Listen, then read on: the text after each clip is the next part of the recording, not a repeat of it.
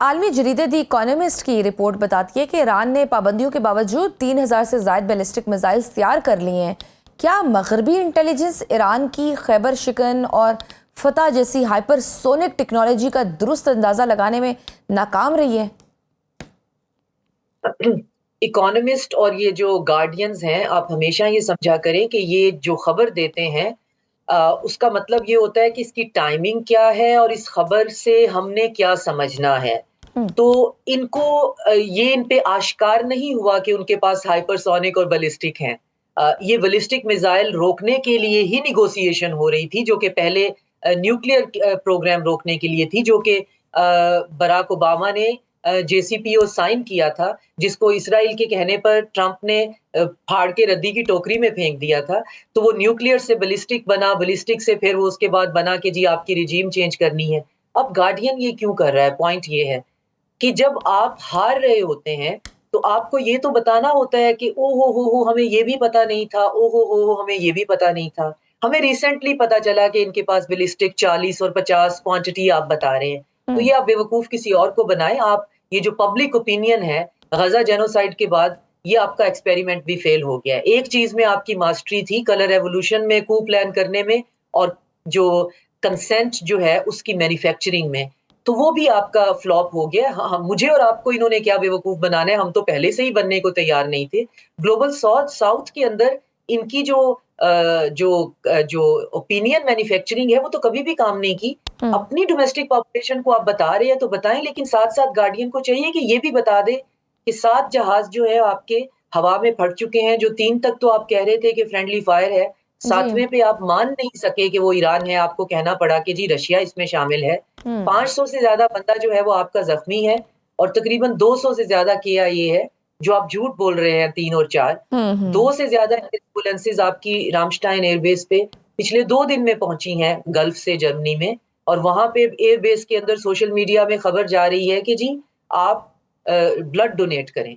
तो आप पहले ये बॉडी बैग्स तो बता लें लोगों को, और उसके बाद फिर बताइएगा कि अब आपके पास बैलिस्टिक मिसाइल कितने थे। अभी आपने बहुत से जवाब देने हैं, लेकिन हम नहीं समझते कि जंगें नैरेटिव से लड़ी जाती हैं।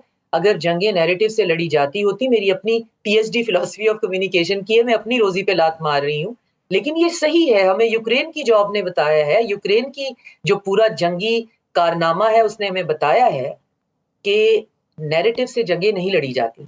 अगर ऐसा होता तो पूरा वेस्टर्न मीडिया अभी तक बता रहा है कि रशिया और यूक्रेन स्टेलमेट है, जी, और यूक्रेन के पास पॉसिबिलिटी है जीतने की। तो बिल्कुल सही। आप अभी भी से इस जंग को जीत लीजिए, लेकिन जंगें जो हैं वो 2 फौजों और 2 कौमों के दरमियान होती हैं। कौम बिल्कुल ठीक। आपकी बिल्कुल माइनस है, वो कंसेंट में अच्छा। ही नहीं है। हम्म। और अच्छा डॉक्टर साहिबा, ये भी कहा जा रहा है कि ईरान अकेला नहीं लड़ रहा, बल्कि उसे मॉस्को और बीजिंग की मुकम्मल बैकएंड सपोर्ट हासिल है। क्या ये जंग दरअसल एक नया आलमी ब्लॉक रशिया, चाइना, ईरान बमुकाबला US, इसराइल की सूरत इख्तियार कर चुकी है? ये जंग 2 सिस्टम की जंग है। एक हम्म। वो सिस्टम जो कि जिसे मैं पुराना कहती हूँ, लेकिन बहरहाल वो न्यू वर्ल्ड ऑर्डर किसी ज़माने में कहलाया जाता था आफ्टर सेकंड वर्ल्ड वॉर। और यूनिपोलैरिटी का जो एक, जिसमें आपको वेस्टर्न एम्पायर और उसकी हेजमनी नज़र आती है। और दूसरी तरफ है मल्टीपोलैरिटी, और जिसके अंदर ग्लोबल साउथ के कंट्रीज़ हैं, जो कि विज़न जो फ्यूचर का है, जो चाइना और रशिया का कंबाइंड प्रपोज्ड है कि इंडिविजिबल सिक्योरिटी होगी, सिविलाइजेशनल इनिशिएटिव होगा। किसी के पास ये इख्तियार नहीं होगा किसी मुल्क के अंदर जाके ये बताए कि तुम्हारी हुकूमत कैसी होगी, तुम्हारे लोग कपड़े कैसे पहनेंगे, कौन क्या करेगा। ये सिविलाइजेशंस खुद डिसाइड करेंगी, और कनेक्टिविटी होगी, विन विन कोऑपरेशन होगी। 5-6 पॉइंट्स जो हैं उन्होंने अपने फ्यूचर के लिए दिए हुए हैं। हम्म। तो ये जंग है इन दोनों के दरमियान। अब जहां तक जो ब्रेटन वुड इंस्टीट्यूशंस हैं, या आफ्टर सेकेंड वर्ल्ड वॉर का जो एक वर्ल्ड ऑर्डर आया, वो लॉ बेस्ड ऑर्डर था। वो यूनाइटेड नेशन का जो है उससे बनाया गया था, और यूनाइटेड नेशन उससे बनाई गई थी, वाइस वर्सा। हम्म। वो हमें पूरी तरह तबाह बर्बाद होता हुआ नजर आ रहा है। हमें ओपन सीज रूल कहीं नजर नहीं आते। खुले समंदर के कानून बनाए गए, कोई उन पे अमल नहीं कर रहा। न्यूक्लियर प्रोलिफरेशन का एक ट्रीटी है, कोई उस पे अमल नहीं कर रहा। जो आर्मामेंट है कंट्रोल, उस पे कोई अमल नहीं कर रहा। जो ओपन मार्केट है, ओपन ट्रेड और मार्केट का कानून बनाया गया था, उस पे कोई अमल नहीं कर रहा। ह्यूमन राइट्स के जो असूल बनाए गए थे, उस पे कोई अमल नहीं। और हमारे तो वो ऑलरेडी अगेंस्ट ही इस्तेमाल हुए हैं, हमें तो उन्होंने कभी फैसिलिटेट नहीं किया। ये वेस्टर्न मेड लॉज थे और वेस्ट के लिए ही बनाए गए थे। हम्म। इन्होंने खुद ही उनको तय करके साइड पे रख दिया है और एक बहुत बड़ा वैक्यूम छोड़ दिया है, और उस वैक्यूम को डेफिनेटली दूसरा सिस्टम जो है वो फिल करेगा। लेकिन उसमें हम अगर बहुत ओवर एक्साइटेड हो जाएं कि जी सिस्टम जो है वो कल ही बदलने लगा है, ये रशिया और चाइना का इम्तिहान है। आपका सवाल ये था कि क्या ये रशिया और चाइना इसमें शामिल है? रशिया और कि चाइना ब्लॉक इस बन जंग जाएगा में ईरान रशिया। बिल्कुल घुटने घुटने शामिल हैं। हम्म। मिलिट्री इक्विपमेंट से लेकर टारगेट जो की लोकेशन तक, टारगेटेड और इंटेलिजेंस प्रोवाइड कर रहे हैं। बिल्कुल सही मैम। इसराइल हमेशा अपनी बका के लिए अमरीकी छतरी का मोहताज रहा है।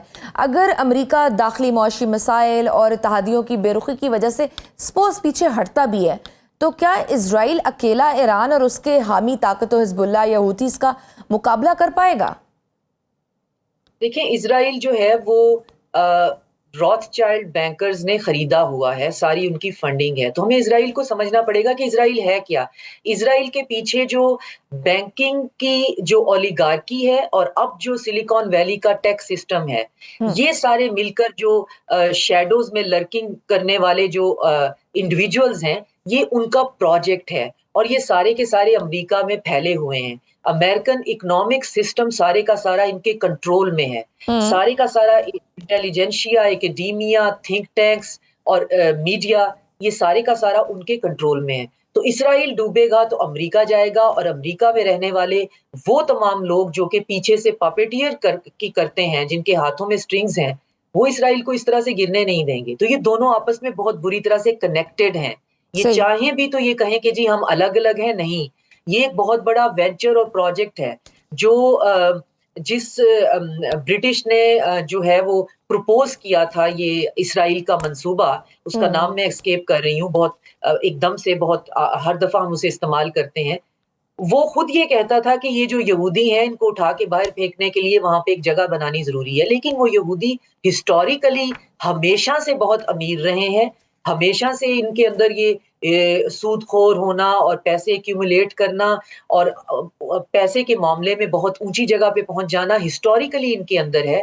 तो इनकी जो इकोनॉमिक मोनोपोली है वो इतनी ऑक्टोपस की तरह है जिसने पूरे अमेरिका को अपनी मोनोपोली में लिया हुआ है। ये एप्स्टीन आइलैंड के बाशिंदे हैं, और एप्स्टीन जो है अगर आप उसकी ईमेल्स को पढ़ना शुरू करें तो आपको पता चलता है कि वो वहां पे सिर्फ कोई पीडोफाइल का या छोटे बच्चे जो हैं उनको खाने का या कैनिबलिज्म का रैकेट नहीं चल रहा था। दुनिया की ताकतें एक फोन कॉल पे थी उससे। वो बिल्कुल। दुनिया के मंसूबे और वहां पे बनाए जाते थे। ये वो एप्स्टीन क्लास है। सामने के पपेट्स को आप छोड़ दें, या आपके सामने कौन सा टोपी ड्रामा कौन सा कर रहे होते हैं, ये खुद पता नहीं कितने मजबूर हैं। आप ट्रंप की हालत पे तरस आता है कि 31 को उसने चाइना का विजिट प्लान किया हुआ है, मिड टर्म उसके सर पे आए हुए हैं। कभी कहता है पुतिन मुझे बचा ले, 1 घंटा उससे बात करता है। कभी कहता है चाइना को कि मैं विजिट जो है उसका वो बस नहीं अपना चल रहा, वो कैसे इस जंग में से अपने आप को निकाले। सऊदी अरब और यूएई का भी रवैया अब रवायती नहीं रहा। चीन और पाकिस्तान की बैकडोर सालसी की कोशिशों के बाद वो ईरान से बराह रास्त टकराव के बजाय गैर जानिबदारी की तरफ जा रहे हैं। क्या खलीजी ममालिक अब समझ चुके हैं कि अमेरिका उनकी सिक्योरिटी का मुस्तकिल जामिन नहीं रहा? खलीजी ममालिक जो हैं उनको ये पता है कि वो रेत के ऊपर शीशे के महल बना के बैठे हुए हैं, जहाँ पे ना कुछ उगता है, ना पीने का पानी मिलता है। उनके पास काला सोना है जिसको उन्होंने कमोडिफाई करना है और उससे फिर अपनी जो सल्तनतें हैं चलानी है। जब ग्राउंड हमें हमें ये अंडरस्टैंडिंग आ जाए तो फिर हमें गल्फ के कंट्रीज की डिप्लोमेसी की भी समझ आ जाएगी। गल्फ के कंट्रीज को हमेशा जो आने वाली या मौजूदा पावर है उसका एक तरफ से हाथ पकड़ना ही पकड़ना है। गल्फ उसके बगैर सरवाइव नहीं कर सकता। उनका कोई सिक्योरिटी आर्किटेक्ट नहीं है, उनका कोई सस्टेनेबल सिविलाइजेशनल मॉडल नहीं है, कोई ऐसी चीज नहीं है इंडस वैली सिविलाइजेशन की तरह कोई दरिया बहते हो, कोई 1000 साल की तारीख हो। उन्होंने रेत पर अपने घरौंदे बना तो लिए हैं, मगर वो ना तो ओपनली फिलहाल अमेरिका को इस वक्त तब तक छोड़ सकते हैं जब तक कि उनको ये साबित ना हो जाए कि अगली पावर्स जो हैं वो एस्टेब्लिश हो गई हैं, और ना ही वो उन पावर्स को छोड़ना चाह रहे हैं जिनको उनको पता है कि ये मुस्तकबिल में एस्टेब्लिश हो सकती हैं। तो बहुत क्लेवरली, बहुत अच्छे तरीके से वो नेविगेट कर रहे हैं। सऊदी अरेबिया ने अपना 80% plus military hardware Chinese based कर लिया हुआ है। बेस के खत्म होने से या डिस्ट्रॉय होने से उनको रत्ती बराबर फर्क नहीं पड़ता।